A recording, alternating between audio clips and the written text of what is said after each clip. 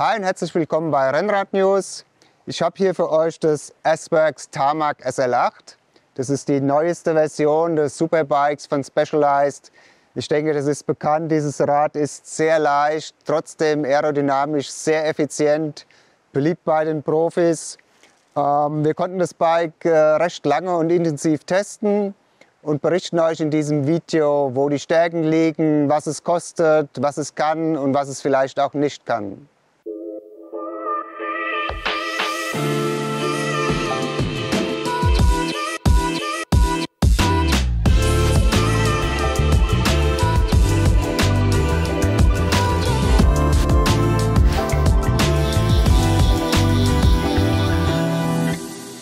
So, hier hinter mir steht es, das Specialized Tarmac SL8, und zwar in der Top-Ausstattung als S-Works Modell mit der höchsten Carbon-Qualität, die Specialized zu bieten hat. Das ist das 12R. Der Rahmen wiegt in dieser Version 685 Gramm, ist ultra leicht, ultra schnell, wurde im Vergleich zu dem SL7 Vorgängermodell noch mal ein ganzes Stück leichter. Und soll jetzt die Spitze des Rennradbaus darstellen. Das Tarmac SL8 ist ganz klar positioniert als Race-Bike. Es ist das einzige Bike, das von Specialized bei Rennen eingesetzt wird. Alle World Tour Teams, die Specialized fahren, verwenden dieses Bike, so wie es hier steht, mit dem integrierten Cockpit von Roval und den Roval Laufrädern. Es ist ein High-End-Bike, sagt auch schon der Preis von 14.500 € in dieser Ausstattung mit SRAM Red Access. Allerdings gibt es das gleiche Bike auch mit Shimano Dura-Ace Di2. Dann liegt der Preis gleich, ebenfalls bei 14.500 €. Wer nicht so viel ausgeben möchte, kann bei 6.600 € einsteigen. Dann gibt es das SL8 Expert, ist ausgestattet mit einer SRAM Rival Access Gruppe und Roval Carbon-Laufrädern mit 38 mm Felgenhöhe. Also nicht ganz so aero-optimiert wie dieses Bike. Hat auch nicht das einteilige Cockpit, sondern dann einen getrennten Vorbau und getrennten Lenker. Ist nicht ganz so aerodynamisch wie diese Version, aber die Rahmengeometrie ist identisch. Dazwischen gibt es natürlich auch Versionen mit Shimano Ultegra Di2 oder SRAM Force Access. Ich denke, ein Tipp mit einem sehr guten Preis-Leistungs-Verhältnis ist das Tarmac SL8 Pro mit Shimano Ultegra Di2 oder Force Access. Kostet 9.000 €, hat eben fast die gleichen Laufräder wie hier verbaut. Sie sind etwas anders, die Narben sind etwas anders und sind auch etwas schwerer. Das Bike wiegt damit knapp 7,5 Kilo und kostet 9.000 €. Es ist natürlich immer noch recht viel Geld, aber verglichen mit dem Topmodell bekommt man hier auch relativ viel fürs Geld. Wer sich sein Traumbike selbst aufbauen möchte, kann natürlich auch ein Rahmenset kaufen. Das S-Works Rahmenset, so wie es hier steht, kostet 5.500 €, ist bei Specialized traditionell in vielen Farben erhältlich. Da kann man also sicher fündig werden. Auch das SL8 mit der weniger hohen Carbon-Qualität 10R gibt es als Rahmenset. Das kostet 4.000 €. Ja, das Specialized Tarmac SL8 ist nicht mehr ganz neu. Wir hatten es damals zum Launch allerdings nicht als Testbike bekommen und haben es jetzt im Rahmen eines kleinen Aero-Vergleichstests nochmal getestet. Und ja, ich will euch noch einen kleinen Überblick geben, was Specialized an diesem Modell geändert hat im Vergleich zum Vorgänger SL7. Das Rad ist also komplett überarbeitet worden, wurde aerodynamischer. Specialized hat nicht ganz viele Daten rausgegeben, aber sie haben gesagt, beim Rennen Mailand-Sanremo wäre man mit diesem Rad, wie es hier steht, rund 128 Sekunden, also gut 2 Minuten schneller als mit dem Vorgänger SL7 gewesen. Und zwar resultiert es hauptsächlich aus der verbesserten Aerodynamik natürlich. Diese kommt durch einige Änderungen am Rahmen. Es gibt den berühmten Speed Sniffer vor dem Steuerrohr. Das ist eine kleine Ausbuchtung am Rahmen vor dem Steuerrohr. Die verbessert die Aerodynamik und verleiht diesem Modell SL8 auch eine ganz besondere Optik. Zudem gibt es das einteilige Cockpit von Roval. Das soll rund 4 Watt schneller sein.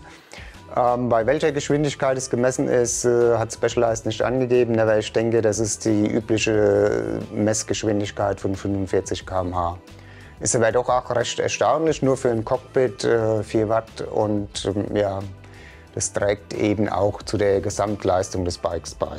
Zusätzlich hat Specialized nochmal deutlich an der Gewichtsschraube gedreht. Der Rahmen wurde komplett neu berechnet, das Carbon-Layout neu ausgelegt und ist in dieser Version als SL8 rund 15% leichter als der Vorgänger SL7. Das ist ein ganzes Stück. Der Rahmen ist mit 685 Gramm einer der leichtesten, wenn nicht der leichteste Rahmen, der in der World Tour eingesetzt wird. Ist natürlich komplett racetauglich. Es gibt keinerlei Einschränkungen aufgrund des geringen Gewichts. Specialized hat an diesem Rahmen sehr viel gearbeitet und sagte, das Verhältnis Steifigkeit zu Gewicht wurde um 33% verbessert laut Specialized. Resultiert nicht nur aus dem niedrigeren Gewicht, sondern die kalifornischen Ingenieure wollen es auch geschafft haben, dass das Rad im Tretlagerbereich etwas steifer wurde und auch im Steuerkopfbereich. Das heißt, die Fahrstabilität wurde erhöht, trotz des geringeren Gewichts. Gleichzeitig will man die Sattelstütze 6% komfortabler gemacht haben. Das heißt, in Längsrichtung am Sattel ist der Federkomfort etwas besser geworden als beim Vorgängermodell. Wie hat Specialized das erreicht, diese Gewichtsreduktion und gleichzeitig Steifigkeitsverbesserung? Sie haben sich ganz klar auf den vorderen Bereich des Rahmens konzentriert bei der Aero-Optimierung. Man sieht es, die Sitzstreben sind sehr filigran ausgelegt, auch die Kettenstreben sind nicht massiv. Specialized sagt, dass diese Bereiche in sogenannter Dirty Air, also schmutziger Luft liegen. Das heißt, dort sind die Luftströme durch die Beine des Fahrers so stark verwirbelt, dass man nur sehr wenig aerodynamische Gewinne erzielen kann und dafür einen recht hohen Preis zahlen muss, wenn man die Sitzstreben tief und breit auslegt, sodass sie sehr dünn nur im Wind liegen. Dann wird das Gewicht höher, aber die Aerodynamik wird nur sehr gering verbessert. Deshalb ist Specialized den Weg gegangen und hat gesagt, wir konzentrieren uns auf den vorderen Bereich, arbeiten an der Gabel, am Steuerrohr, am Unterrohr und nehmen im hinteren Bereich des Rades so viel Gewicht weg wie möglich, ohne die Steifigkeit an den wichtigen Bereichen zu reduzieren. Ausgestattet ist das S-Works Tarmac SL8 mit den besten Komponenten, die es von Specialized und von den Schaltungsherstellern gibt. Unser Testrad kommt mit der neuen SRAM Red Access. Die Übersetzung ist mit 4835 und 1036 am Hinterrad sehr bergtauglich. Das ist ein wenig überraschend, weil das Specialized Tarmac SL8 ein Racebike ist. Meistens werden hier enger gestufte Kassetten gewählt und tatsächlich ist es außergewöhnlich, dass unser Bike mit dieser Abstufung kam. In der Serienausstattung soll eine 1133 Kassette verbaut sein. Die Roval Rapid CLX2 Laufräder von Specialized, Roval ist ja die Hausmarke von Specialized, überzeugen mit geringer Seitenwindempfindlichkeit und einem niedrigen Gewicht von 1520 Gramm. Die Felgenhöhe vorne beträgt 50 mm, am Hinterrad 60 mm. Die Maulweite ist mit 21 mm noch recht konservativ. Es gibt ja mittlerweile sehr viele Felgen mit 23 mm. Specialized bleibt hier recht traditionell. Ist aber auch passend zu den Reifen, die verbaut sind. Es sind 26er Reifen von S-Works verbaut. Die sind im Test sehr unauffällig gewesen. Die haben eine sehr gute Haftung, rollen leicht und sind auch vom Gewicht her sehr kompetitiv. Im Gegensatz zu manch anderem Hersteller stattet Specialized seine Roval-Felgen mit Haken aus und geht nicht den Weg von Hookless. Das hat den Vorteil, dass ihr bei der Reifenwahl nicht so eingeschränkt seid und auch beim Luftdruck höher gehen könnt. Specialized spricht von bis zu 7,5 bar, wobei das heutzutage in der Regel niemand mehr fährt. Die Geometrie des Tarmac SL8 ist entsprechend der Positionierung natürlich sehr sportlich ausgelegt. Unser 54er Testrad hat einen Stack von 534 mm und einen Reach von 387 mm.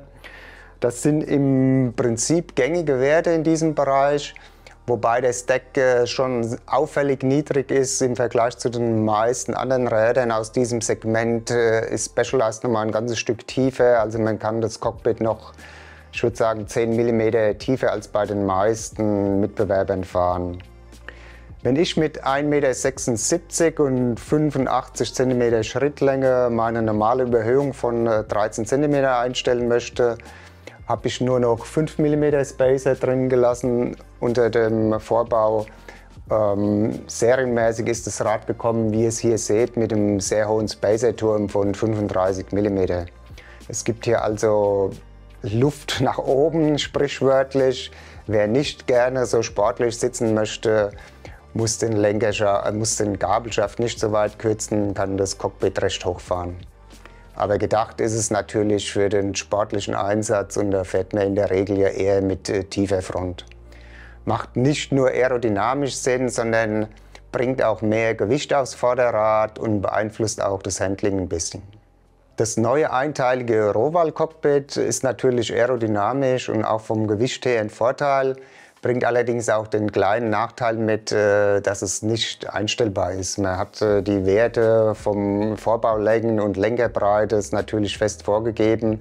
Wenn man da etwas ändern möchte, muss man das komplette Cockpit tauschen und muss auch die Bremsleitungen trennen. Damit ist Specialized aber keinesfalls alleine. Das ist an fast allen modernen Rennrädern, die aero-optimiert sind, der Fall. Nach dem Einstellen der Sitzposition tritt man zum ersten Mal in die Pedale und ja, das zaubert sofort ein Lächeln aufs Gesicht. Denn das niedrige Gewicht, wir haben das Bike an unserer Redaktionswaage mit knapp über 6,7 Kilogramm gemessen, ist natürlich schon von Beginn an spürbar. Beim Tritt in die Pedale spürt man sofort, dass das Tarmac SL8 sehr gut vorwärts geht. Es ist trotz der hohen Laufräder beschleunigt das Tarmac SL8 wirklich schnell und federleicht. Man kann das Bike sehr schnell auf Tempo bringen und aufgrund der aerodynamischen Effizienz hält es das Tempo auch sehr gut. Es fällt also sehr leicht in der Ebene, schnelles Tempo zu halten. Wir hatten es ja, wie gesagt, in einem Vergleichstest. Das ist vielleicht nicht das Allerschnellste verglichen zu reinen Aerobikes auf der Ebene. Da kann man sich schon einen minimalen Unterschied spüren. Aber dieses Bike ist wirklich sehr schnell und sehr leicht und ist damit sehr angenehm zu fahren. Fährt man in den ersten Berg, ist das Gefühl genau gleich. Das Bike ist steif, der Tretlagerbereich gibt nicht nach. Man hat das Gefühl, dass sämtliche Energie in Vortrieb verwandelt wird. Es lässt sich super klettern mit dem Bike. Wie gesagt, ist hier an unserer Testversion sogar eine Untersetzung mit 35 vorne und 36 hinten. Also damit sollte wirklich jeder den steilsten Berg hochkommen. Es ist natürlich so, dass man auf der Geraden dann nicht ganz so eine eng gestufte Kassette hat. Man merkt es durchaus mal, dass man das Gefühl hat, wenn man im Flachen mit hoher Leistung fährt, dass der eine oder andere Gang fehlt. Da wäre es einfach angenehmer, wenn die Abstufungen dann ein bisschen kleiner wären. Aber wer das möchte und wer dicke Beine hat und im Berg gut treten kann, hier im Mittelgebirge wohnt bei uns und der kann sicher auch mit der 1028 Kassette sehr gut zurechtkommen. Ist am Berg natürlich mehr zu leisten, aber dafür hat man eine extrem eng gestufte Kassette im Flachen. Nach dem Klettern kommt wie immer die Abfahrt und auch die macht mit dem S-Works Tarmac SL8 mega Spaß. Auch hier ist man extrem schnell auf hohem Tempo, kann das auch gut halten. Das Bike lässt sich sehr zielgenau steuern, ist in Kurven jeder Art sehr präzise. Man bekommt gutes Feedback vom Boden über die Haftung der Reifen und hat nie das Gefühl, dass man irgendwie aus der Kurve rausgetragen wird oder dass es eng werden kann. Mit ein bisschen Nachdruck kann man das Tarmac SL8 immer noch enger um die Kurve zirkeln. Das ist also sehr handlich, Ich würde es nicht als wirklich aggressiv bezeichnen, aber wer aggressiv fahren will, kann das mit dem SL8 auf jeden Fall machen. Es reagiert sehr schnell auf Lenkbefehle.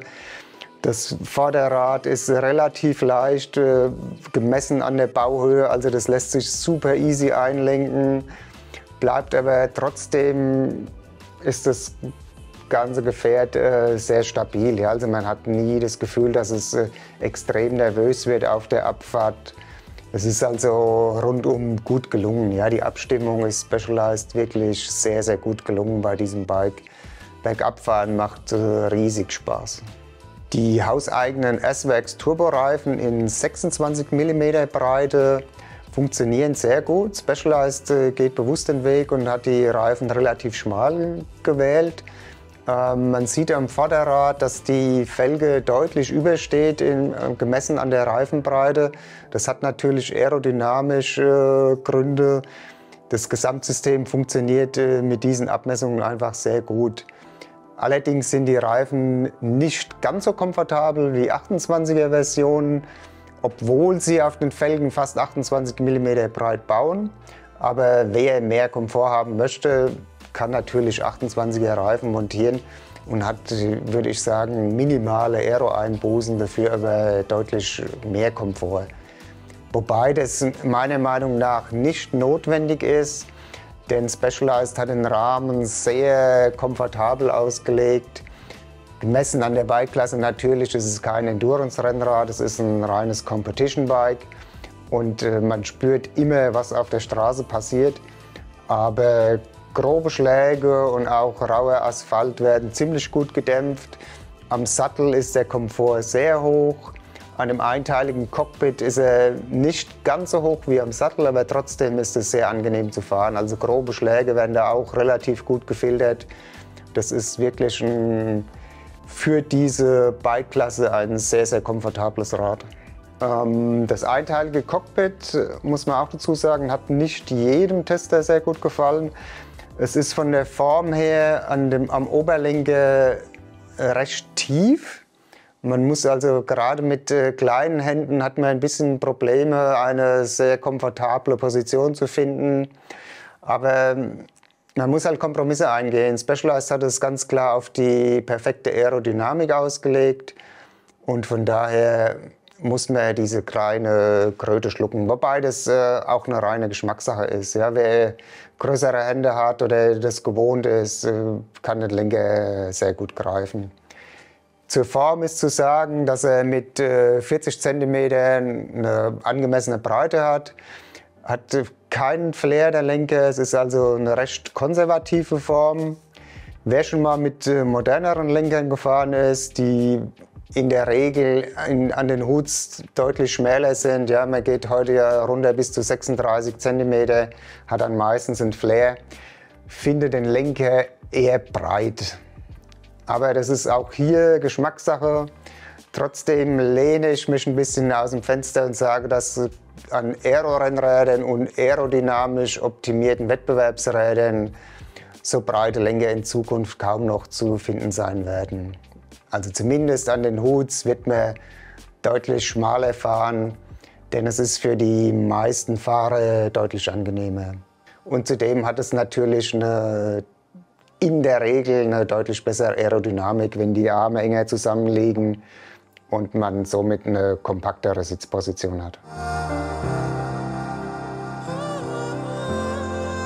Für wen ist das Specialized Tarmac SL8 das ideale Rad? Es ist natürlich ein extrem breiter Bereich, denn hier gibt es keine Unterscheidung mehr zwischen Bergrad und Aero-Rennrad. Das S-Works Tarmac SL8 kann beides. Es ist in dieser Top-Version extrem leicht, deutlich unter UCI-Limit, das bei 6,8 Kilogramm liegt. Und trotzdem ist die Aerodynamik sehr, sehr effektiv. Das heißt, man hat hier mit diesem Bike ein Rennrad, das sprichwörtlich alles kann. Und uns sind im Test keine wirklichen Schwächen aufgefallen. Es ist ein rundum gelungenes Paket und damit zumindest für den, der bereit ist, den recht hohen Preis zu zahlen, eine erstklassige Wahl. Unser Fazit zum S-Works Tarmac SL8. Specialized ist es gelungen, das SL7 nochmal einen Schritt zu verbessern. Dieses Bike ist nochmal etwas leichter geworden, aerodynamisch noch effizienter, ohne dabei irgendwas einzubüßen. Der Komfort ist minimal besser als beim Vorgänger. Es gibt das einteilige Cockpit jetzt serienmäßig. Der einzige Wermutstropfen ist der recht hohe Preis von 14.500 €, der zumindest für das Topmodell fällig ist.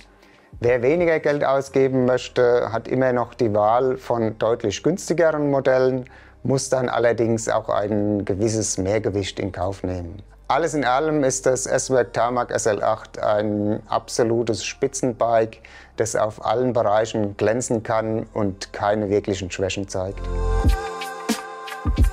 Wer noch mehr Infos zum Tarmac SL8 möchte, die alle Geometriedaten im Detail zum Beispiel oder sämtliche Ausstattungsvarianten, der findet diese in unserem großen Testartikel auf rennradnews.de. Diesen verlinken wir hier euch.